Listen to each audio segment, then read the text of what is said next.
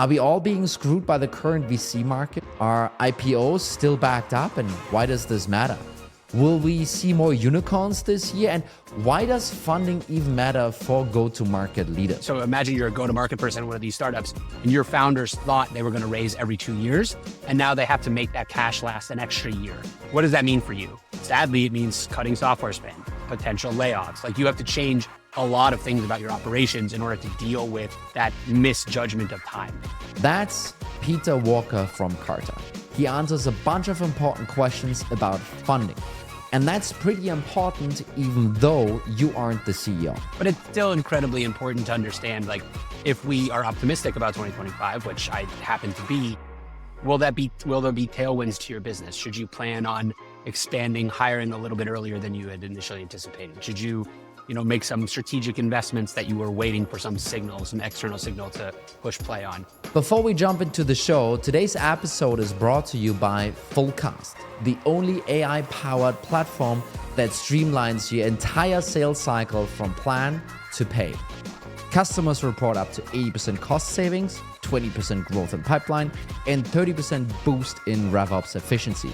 With modules like territory and quota management, routing, and capacity planning, Fullcast adapts to your unique needs, whether you need one solution or an all-in-one platform.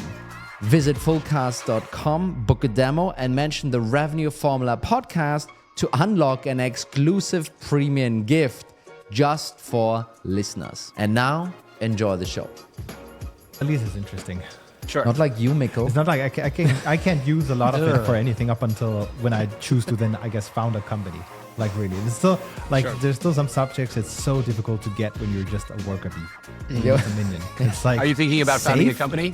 Come on, jump in. Yeah, I've done it way back, but it was not VC back. This was like I was going to say ESU back. It still counts. International terms. Yeah, it still counts. Worker bee. Worker bee. But I mean, you must be interested in all these salary reports coming out, That's all of true. them It's going all down tanking. and down and down. And I should actually been like, I should be truing you down, not truing you up, That's true. Every quarter a salary change. That's pretty rough. Yeah. You don't want to look forward to that. No, exactly. It's like, so we're gonna adjust you down again. No, that's no reflection on your performance. It's just the market. it's just the market thing. Sorry. It's just the market thing, Mikkel. Sorry. I like how you just ended up teaming up against me, and I was going to say, hey, why does this conversation right now matter? And I'm not sure it fits as an opening question, but let's go. Peter, thanks so much for joining. We're going to talk a bit about what's happening on the venture capital markets at the moment for our audience out there.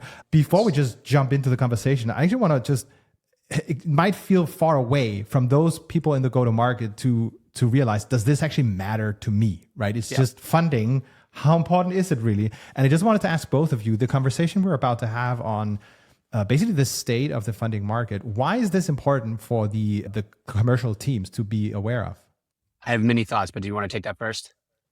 So what I think could be interesting and important for people to kind of understand is, yes, we've been through the crazy times of the market. They're coming down. I think we're balancing out. We're finding a new normal. And many of us in the SaaS community have been selling to other SaaS vendors, right? And when your customers run out of cash, that's kind of bad for your business as well, right? That's not a great situation to be in.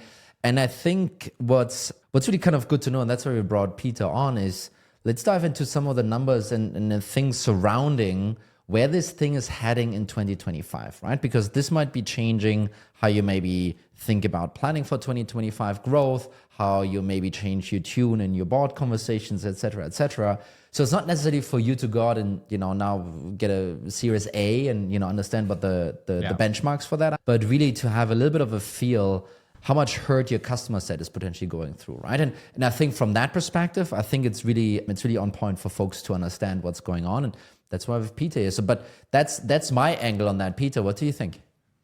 I think it's important for go-to-market people to be aware of the context into which they're selling. As you mentioned, there's no way that you can forecast accurately if you don't take into account the macro environment. And I know everyone who's had to report to a board always gets that same question, which is, okay, yeah, we know the macro is bad, but what are you doing, right? How are you creating alpha rather than just going with the market flow? But it's still incredibly important to understand, like, if we are optimistic about 2025, which I happen to be, will there be tailwinds to your business? Should you plan on expanding, hiring a little bit earlier than you had initially anticipated? Should you, make some strategic investments that you were waiting for some external signal to push play on? All of that stuff kind of comes from the funding. And I don't think there's anyone in VC who's been incredibly excited about the funding over the past 2 years. So maybe we're turning a corner. Yes. And I think that's what I'm really curious about, because I saw, coincidentally enough, one of your posts around 23 had been a really bad year for, I want to say, seed investment. It was probably one of them. What are you seeing right now with 2024 coming, to an end? What does the market begin to look like from your chair? It's a bit of a mixed bag, but in general, I do think that we're improving. Cautiously optimistic is the way that I'm talking about 2025 these days. So just to give people a little bit of sense of the numbers context, in 2021, companies on Carta, we serve about 45,000 startups, raised something like $200 billion, US startups, which is a wild. In 2023, they raised 70. And in 2024, they're going to end up raising 85 or 90. So not as low as it was. We're bouncing back, but we're nowhere near the peak of the boom times, which in some ways is good. Some of that was unhealthy, but of course, it's easy to say that in hindsight. So I do think that things will continue to improve in 2025. If you look by stage, though, it is a little bit different. The people that were closest to IPO hit the hardest with the funding decline and are now digging their way back out. Whereas seed and Series A kind of felt like a little bit insulated from the worst of the damage from the downturn in 22 and 23. And now some of that is shaking out. The seed round volume hasn't really popped up as much as I would have hoped. So there's still some founders or some go-to-market people might be listening to this and they say, yeah, but our business isn't doing that great, or our business is struggling to raise. That's still a story that's happening across a lot of different places. Yeah. So what I'm hearing is you're not hawkish. You're not hawkish at this stage. Not hawkish. That's good. But my job is to be naturally optimistic. So probably take what I'm saying with a grain of salt, right? And I think that's fair. Another thing we've heard, at least when the market was a bit difficult, was you had IPOs kind of, I would say some of them just getting canceled or being backed up. Now, at least, I wonder, are we seeing more unicorns and more IPOs appearing? Is that anything you've been tracking? I mean, it is. I'm knocking on wood here, guys. The IPO market is the thing that needs to change for venture to get healthy again.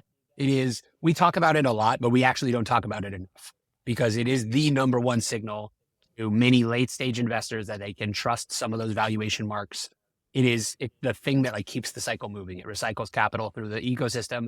Yeah, you can have mergers, and yes, you can have secondaries, but none of those get close to what the recycling impact of an IPO. So they're very important.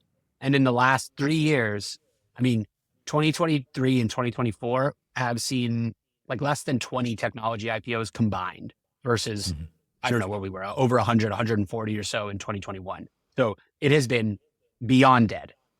2025 looks more optimistic. We can leave aside the politics stuff for a moment and here in the US, but even absent that, I do think that a lot of bigger companies are viewing 2025 as a great year to IPO. It will work in tandem with interest rates and all these other factors, but that will be fantastic. And then unicorn creation, there's always a hype cycle in venture. There's something to get excited about. Lately, it's been AI. And yes, there's been, at least within our database, more unicorns created in 24 than there were in 23.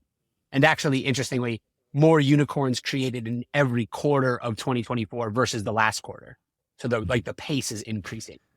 Is that we had all this unicorn created in 21 and a lot of them turned out to be paper unicorns only. So I wouldn't take that as completely, it might just be a sign of hype versus full on, category creation or value creation. But it's a signal that at least things aren't getting worse. You had kind of this, and I just want to kind of double click on this. You had the political situation in the US, and maybe you're going to cut this out later. I'm not sure where this is going, but I was actually wondering kind of what a few pieces of this political thing have now played out, right? There's a little bit of an understanding which party at least is going to be in power next year. How do you think is that, without being a political pundit or something like this, but how are people thinking about this? What is the expectation here? Yes. Again, another caveat on my end, not a political pundit, but we do have a wonderful policy team here at Carta who keeps their finger on the pulse of a lot of issues that affect the private market. I'd say the biggest thing that people are talking about in Silicon Valley is just whether or not this is going to be a full-on change in the attitude toward the acquisitions. So that's probably the biggest turning point. I will say, look, we track a number of acquired startups off of Carta. That's actually also improving. That's good to see. About 170 or so companies were acquired last quarter. When you look at acquisitions, though, I think it's underrated how many of those are small companies.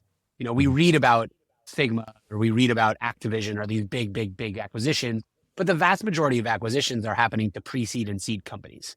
So those aren't really impacted by regulatory, you know, Lena Khan isn't getting interested in a $10 million acquisition most of the time. So I don't think that's going to actually be that impactful.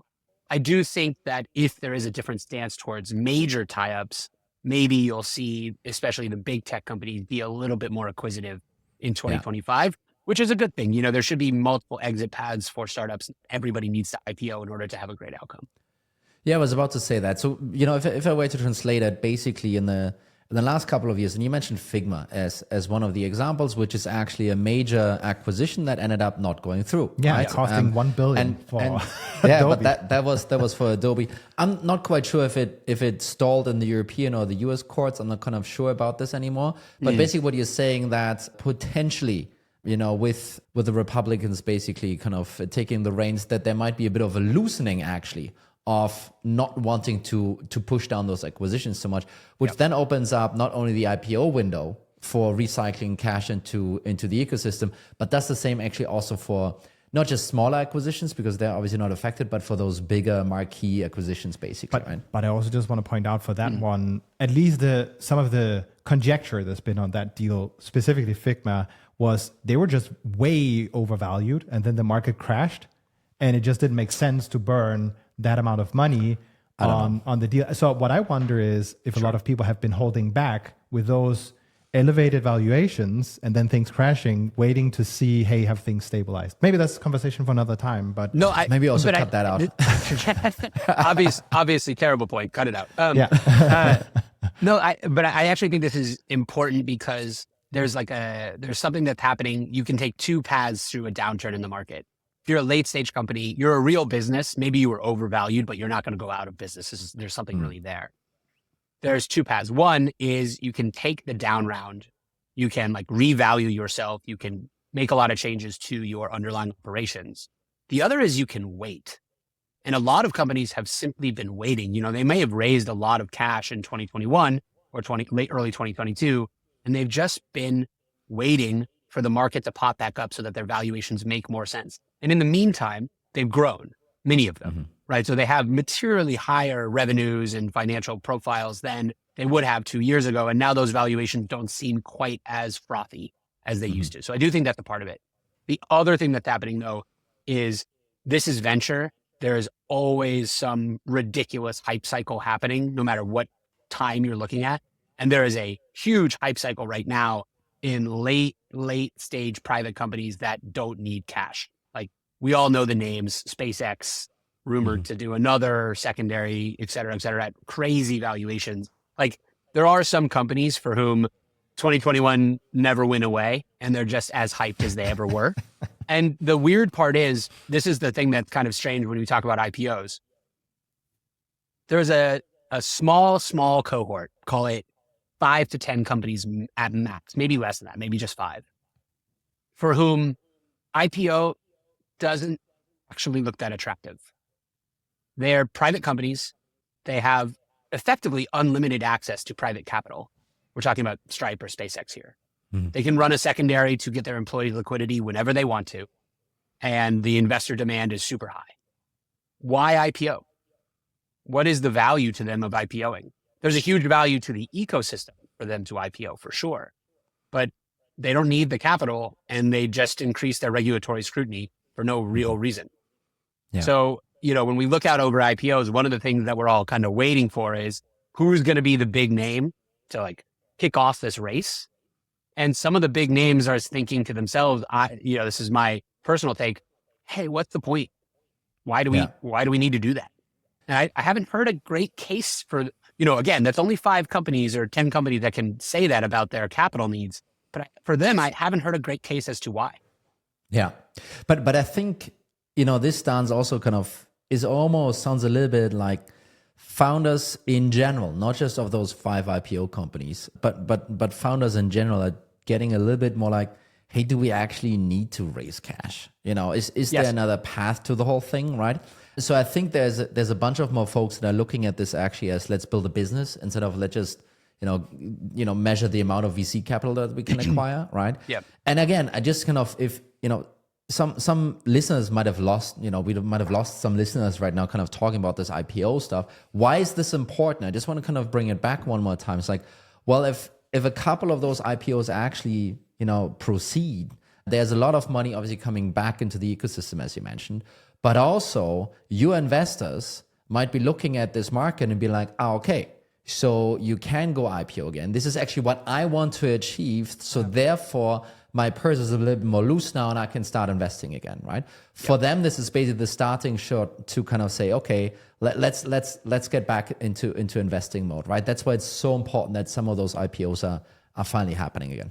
Absolutely. There's literally, there's a sense of animal spirits, right? Like it matters psychologically to the ecosystem, but it actually matters in cold hard cash, which is an LP looks at venture and they say, I have not received any money back from my venture funds in 5-6 years. Yeah. That's tough. Like, am I going to continue to invent? And these are the LPs that actually understand venture and they know at the 10+ year life cycle. There are some LPs who are invested in venture funds who did not understand venture when they did that. And they thought they were going to get their money back in 5 years and they're going to wait 15. And it's just like a money losing proposition for them. They're looking to other asset classes. And so if you're a startup that wants to raise VC, the attitudes of the people with the cash above your VCs matters, and exits help with that. And in this vein, you just mentioned, hey, it's going to take a lot longer for you to return your cash as an LP. I mean, all of these financial, big elusive things that are hanging out there, they all come back to actually core pieces of how the business is operating that actually connects back to probably also some folks that are listening to us. So one thing that I saw recently is that actually the time between those funding stages is delaying more and more, right? Mm-hmm. I mean, this is the cliff notes, but can you give us some more details, some more color on this? Definitely. So it's the time between funding rounds. When you speak to a US VC over the last 10 years, most of them would have said, we expect our companies to raise every 18 to 24 months. Mm-hmm. So that's your seed round, and then you wait 2 years, and then you raise your A, and then you wait 2 years and you raise your B, et cetera. Pretty standard. And from our data, we actually saw that was a pretty true piece of wisdom. Like a lot of companies actually did follow that 18 to 24 month path. What we're seeing now is that, especially in like the slightly later rounds, so series A to series B or series B to series C, for instance, the median time between those rounds has gotten much higher than, mm-hmm. For series A to series B, it's closing in on 1,000 days, which is much higher than 2 years. Yeah. That obviously has deep impacts for you. So imagine you're a go-to-market person in one of these startups and your founders thought they were going to raise every 2 years. And now they have to make that cash last an extra year. What does that mean for you? Well, sadly, it means cutting software spend, potential layoffs. Like you have to change a lot of things about your operations in order to deal with that misjudgment of time. Mm-hmm. But so that's on the narrow level. Like, what does this mean for me as a startup? What it means for general, the ecosystem is really interesting because, as you mentioned, a lot of startups are looking at this pattern and they're saying, well, is it smart for us to continue to plan to fundraise? Or should we change our operations such that we would never need to fundraise again, even if that means we grow more slowly than we would have? That's a big choice. Once you're on a VC path, that's a very difficult choice to make because your investors are going to push you to go faster. But a lot of companies are actually making that choice themselves. So I break it into 3 types of companies. Company 1 is, we'd love to fundraise, we just can't do it. Our investors won't give us more cash. Nothing has changed, we just can't do it. Company 2 is, we fundraised a little while ago and we're making changes to our operations such that we may never need to fundraise again. And we're like in this middle ground. And then the third company is, we're starting out with the idea that we're probably never going to take VC and we're going to grow more slowly, but we're going to own more of the company and we're going to, have a sustainable business from the very beginning. Mm-hmm. Really, it's cool to see those different models work their way out. I still think if you want to be a $1 billion company, it's hard to get there without any outside funding, but it will happen more often probably than it used to. There can only be so many MailChimps. Yes. And it's funny because everyone actually points to the same like 3 examples. It's like MailChimp, there's like 4 and they go, whoa, they did it. Oh, yeah, true. Yeah. If it's okay, there's one thing I want to go back to. You mentioned a bit around the hype cycles. And one of the things that's happened, and we've touched upon it very briefly, is the most talked about subject, artificial intelligence. What is that doing to the market right now? Is this a case where you just, if you don't have AI on the pitch deck, you're just not going to get any funding? What does that look like right now? It was that way until, I shouldn't back up. Definitely AI is the talk of everyone in Silicon Valley and across most of US VC right now. What's happening in our data is sort of 2 different stories. One, there's a ton of companies being founded right now, and most of those companies are incorporating AI in some way, shape, or form. The question is, are they AI companies? And there's a difference between using AI and being an AI company. And at the beginning, right after ChatGPT launched in late 22, VCs were tossing cash at basically anyone who had AI on the deck if you bought the .ai URL, like, great, well done. That has definitely changed. The VCs are being much more discerning about what they consider to be an AI native company. So the easy ones are, if you're trying to build a foundation model to compete with OpenAI or Anthropic, you're an AI company. That makes sense. If you're building a AI agentic experience where the company wouldn't have existed if not for the advent of ChatGPT, maybe it's an AI company, maybe it isn't. And then there's a whole big swath of companies that were started before the AI boom and are now just using AI like any other part of their tech stack. It's like you wouldn't call someone a JavaScript company, but that's kind of what you're doing when you're saying I'm an AI company if I just call it ChatGPT. Yep. So investors are much more discerning about what they consider, and every investor has a different view on it, but it is possible to raise money while not being an AI native company. But if you're a founder or a go-to-market person listening on this call and you're looking around, you're like, is my company an AI company? You should have a story about it, or you should be at least thinking about how you can use it to improve your own operations, because investors are going to ask for sure. And I would say if you're sitting there and like asking yourself that question, probably you're not an AI company. That's not good. Like that's a really good hint for you. Do you have some? I mean, you're the data guy. Do you have some data on some of this? Actually, AI companies, are they getting more money? Are they getting higher valuations? How many non-AI companies are there? Et cetera, et cetera. Totally. So let's just focus on the early part of the market, maybe as a setting point. So Series A fundraising in the US, about 30% of the capital that was invested into quota companies this year at that stage went to AI companies. Mm-hmm. And you're thinking, okay, 30%, is that good? Or is that really high, really low? In 2023, it was like 12. So It is shooting upwards. However, it's also not even half, right? So there are companies that are not AI companies that are raising funding. It is not impossible to do. The tricky part is the valuations and the speed, et cetera. So AI companies are raising, generally speaking, more money in bigger rounds at faster paces for higher valuations than their non-AI counterparts. So we split, like even within the SaaS category, we split it into AI and non-AI, and the AI premium is something like 30 to 35% on the valuation. Yeah. So definitely a gap, but it is not impossible to do it if you're not an AI company. But again, you should have a story as to why you're not using this if you are using this. Not because you have to be OpenAI in order to raise, but because your investors will expect you to use the latest tech. And this is the latest tech. Yep. So you kind of said they're raising more money, basically, at a higher valuation. Higher valuations. Why do you think that is? Why is that actually the case? There's a couple of dynamics. It could be mostly an investor thing. So they could be saying, look, this is an AI company that we think has a lot of potential. Therefore, the round is much more competitive. Therefore, it generally gets bigger at a higher valuation when you have multiple term sheets and different funds competing for the same company. Which, if you're a non-AI company and you feel kind of unloved right now, maybe you have one term sheet and it's take it or leave it. So that's one dynamic that's happening. The other is there are certain applications of AI where you would expect the company to burn some more cash. Right? AI is great, but it can be very capital intensive.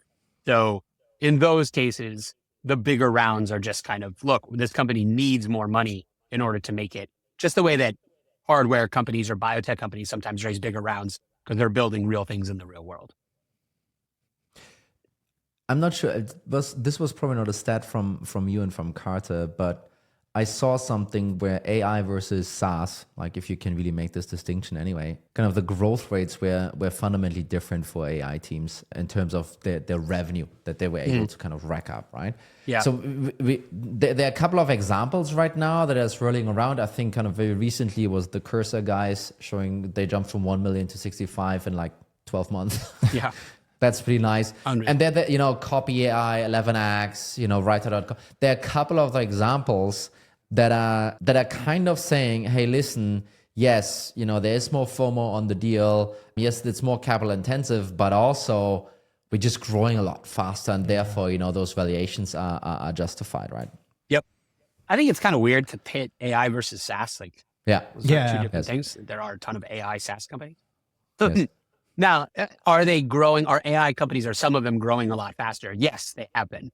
Jason Lemkin at SaaStr has this, I think it was him, had a great point the other day, which is, we'll see in 2025 what happens to a lot of that. There's a lot of experimental budget from big companies that is being spent on AI. Will they continue to spend it next year? Or will they say, look, we tried this tool, it worked, but not that great. So we're going to, use that experimental budget for something else. I think that's very possible. There are, clear winners like Cursor and others that are just flying. So some of that growth or some of those valuations are justified by the growth rates for sure. Remains to be seen how different some of those pricing models are. There's a whole naughty subject about how you change your pricing based on AI usage. Are you still charging by seat? Are you doing it by actual committed, resolved tickets, for instance, if it's an AI customer service rep? I don't know exactly how that's going to shape. Many people will try many different models over the next couple of years. So I wanted to leave the realm of AI a little bit, if that's okay with you, Mikko. Do you have another wonderful follow-up message? No, go for it. Okay, wonderful. So I wanted to go back to maybe some of the sadder topics of this whole situation. You're such a bummer. Bringing the conversation down. I know. So there was... so actually kind of we built a company, I built a company, and we also shut it down recently. So kind of I looked at some of those stats quite closely when it happened. And actually the amount of people shutting down has been increasing over the last couple of quarters. Is that leveling out? Or is that, and I'm just kind of thinking about it as a 2025 thing. Yeah. Is that leveling out or is it increasing? Kind of what do we see there? Look, I'm hopeful that it starts to, so it's been increasing effectively since the beginning of 23 or even the middle of 22. I think we will see it level out in 2025. I am sadly not hopeful for this quarter. Typically, actually Q4 is the worst quarter for shutdowns because of tax reasons. Like you don't want to do another year of taxes effectively when you're making that decision. So you try to get it done in December. That happens a lot. I hope that 2025 is better. What's, I think, screwing people up is they're looking at this funding graph and they go, okay, the bump was in 21, maybe early 22. That was a while ago. Like you either would have made it by now or not made it by now. And it just doesn't work that way because all of these people in these companies have made changes. They've made decisions along the way. They've made layoffs. They've changed their structure. Maybe they adopted AI. Like their businesses are different than they were. So they can extend a lot longer than you think. So unfortunately, my instinct is that shutdowns, maybe Q4 will be the worst quarter for it, but I don't think that they're not going to drift back down quickly. They're going to stay relatively high for a while as more and more of those companies sort of just like come to the end of their road at their own timelines. But you see this primarily as an outcome of basically the crazy cohorts from the 2021 era, right? Kind of is that kind of how you're thinking about it? I do. I mean, if you just take as a truth that 9 out of 10 startups will fail. Yeah. I don't think that we somehow got it to 8 out of 10 or 7 out of 10 over the last 5 years. We just funded a lot more companies. So it will just look weirder because companies that raised a lot of money now are shutting down. And you'll be like, how do they do that? But the fundamental law remains the same. Yeah. So I just think that's almost always true. I don't know if there's a way to radically increase the number of venture backable businesses that are actually going to make it. I'd love to know that, but then I would be in a different job. Yeah. And one follow-up on this, right? So we talked about all the wonderful signs, and now kind of, Tony the Downer is bringing in something else here. We talked about the shutdowns, which essentially what you're saying is kind of, hey, take this graph from how many companies got funding in 2021 and just push it 3 years out. And that should kind of probably be the same shape of the curve at that point. But what about those, and we touched upon this briefly 10 minutes ago, what about those folks in the middle that maybe are forced to take a down round? Do you guys have data on down rounds that were taken, and kind of how's that developing? We do have data on down rounds. Historically, about 10% of the rounds in any given year would be a down round where the valuation falls from the prior valuation. And side note, I think it's kind of silly that we have so much stigma around down rounds. I understand why that is, because it's a negative signal in a sea of no signal. If you only hear from a company every 2 years, and one of the things you hear from them is they took a down round, I get it, it's tough. But if you think about the down rounds that happen every single day for public companies, we're not better at valuing private companies than we are at valuing one that are actually on the stock markets. So off the soapbox there for a second. But 20% or so of the rounds on Carta in 2024 have been down rounds. So twice as high as the historical average. Again, I was expecting this to go down by now, but it hasn't. And some of that is, companies raised a ton of money in 21. They didn't have to fundraise, and they were hoping to get there. And then they just found out, we couldn't quite get there without taking a lower valuation. That's tough. Down rounds are very hard for the founders, the employees, and the investors. The employees maybe most of all, because they're kind of in the dark about it most of the time. And they don't really understand what it means for their equity. So unless they use Carta, I guess, right? Then they would probably. Well, then they find out that it happened. But if they weren't communicated to beforehand, then there can still be. I know of employees that found out that their company was taking a down round from TechCrunch. And they it's not good. Yeah. That's it's a comms problem. So they're still high. It's no fun, but at least the company, when they take a down round, is saying, look, we got out over our skis. We recognize that. And we still have investors that are willing to stick with us. So in some ways, I view it as a silver lining, but it's no fun. But I mean, also, what would they do? Would they send you a text message and now saying, hey, congratulations, all your options are underwater? Well, they should have they should have a company meeting and be like, hey, we took a round. Here's what it means for you. Here's why we're still excited about the company. Face it head on. Don't let a reporter do your work. No, I agree. I agree. So we also, by the way, I don't know if you got the text message, but we asked you to bring something, the crystal ball. Because we're headed towards 25. Sure. Yep. Wow, Mikko. If you're gonna start looking at if you're gonna start looking a bit ahead, we've already done it a little bit, right? Sure. I think there have been some baked in predictions, but what do you think is gonna unfold for venture capital and the company seeking to raise potentially the next year? I think it's a paradise of funding. Everyone gets funded. It's just glory and excitement and victory for everybody. Look, boom. Exactly. It's funny how with people always ask on Twitter, which is not a great place, but sometimes you got to be there. Are we so back? We're so back. And it's look at what happened in 2021 afterwards. We don't want to be back that way. It's not good. It's not healthy for the ecosystem. Fundraising should be hard in some cases. Prediction time. First prediction from me is that 2025 is going to be better, more capital invested into startups than 2024. A rough guess, maybe 20% better. Not a boom back to 21, but steadily more capital invested, maybe a little bit easier fundraising. Two is that, as you mentioned earlier, a lot of companies are going to look at the VC model and say that's not for us.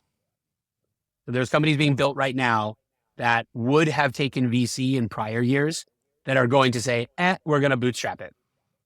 And maybe we take VC once we're a real business. But we're not going to start with the assumption that we need funding. That is happening a lot more frequently, which is, I think, a good thing. And then the third thing is that I think a lot of companies are going to get bought next year. Some of them are going to get bought for fire sale prices and nobody makes a lot of money. But I hope that an increasing percentage of them are actually going to be bought and there's going to be real wealth generated from that. I know, we serve a lot of private equity funds and companies as well. And there's a real appetite for tech-enabled businesses from the private equity groups. So I'm hoping that translates into more acquisitions. If I look into this crystal ball of yours, and this is more of a question for you to kind of maybe comment on this, but we talked about it. We talked about the IPO window. We kind of see it opening again. We see how important it is for the market. In 25, do you expect more technology IPOs than in 24? I do. Maybe 2 or 3 times as many, which sounds like a lot, but it actually doesn't get us back up to the average. We've been so low for so long. So yeah, I do. I would be shocked if we get through 25 and we had the same number of IPOs that we did this year. That means something went wrong. Mm-hmm. Yeah. Not to say it won't. I know we have a crystal ball, but perhaps I need to polish it or something. Yeah, exactly. No. I mean, next time we'll try tea leaves if it doesn't work. Let's see. Good one. Nice. Peter, thanks so much for sharing all your insights. If you, the dear listener, want to check out any of the research, there's so much dropping. It's hard to keep up. You can either follow Peter Walker on LinkedIn or check out carta.com and all the research happening there. And for folks watching this on YouTube, we're going to try and put a lot of those visuals. Thanks, You're creating Mikkel. work for me now. Thanks, Mikkel. Actually for you to kind of see it, and otherwise we'll have it in the show notes, right, Mikkel? Yeah, that's it. Wonderful. Peter, I have more so jobs for you, Mikkel, actually, if we could just pause for a moment. Yeah, let's go.